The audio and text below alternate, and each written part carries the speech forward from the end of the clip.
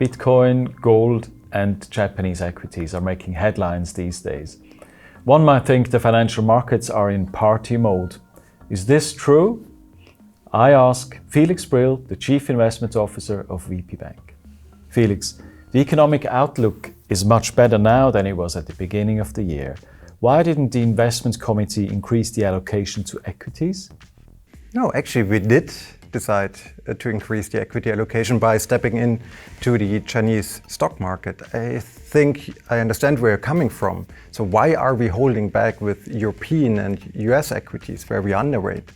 And the answer here is it is not that simple. So basically saying better economic data translating into higher equity quota. There are more factors at play, and some of these factors calling for caution. For instance, the technical indicators signal that markets are kind of stretched right now, at least for the next couple of weeks, and at the same time valuations are not exactly cheap. So on the back of that, we decided indeed to hold back. What is the rationale behind investing in Chinese equities? Not because the Chinese economy is booming right now. It's quite the opposite. The real estate crisis is looming large, and that is, but honestly speaking, exactly the point that we find so interesting, because sentiment is really low, valuations are rock bottom low. So it doesn't take much in these situations that things start to improve from here. And that's the bet we are making. So stepping out of the ordinary in order to seize those opportunities. Overall, you still favor bonds over equities.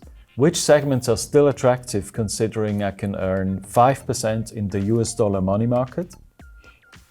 Plain and simple, US high yield with a short duration, because you get more bang for the buck when you buy the shorter term bonds instead of the longer term bonds, so the yield curve is inverted, and from a risk-reward perspective that is just great.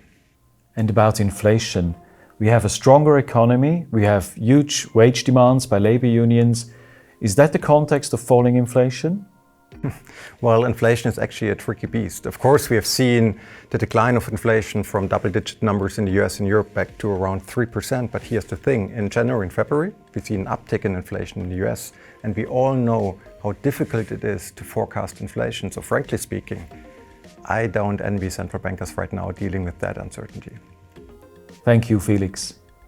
And that concludes our view of the questions. I hope you'll join us again next time. Goodbye.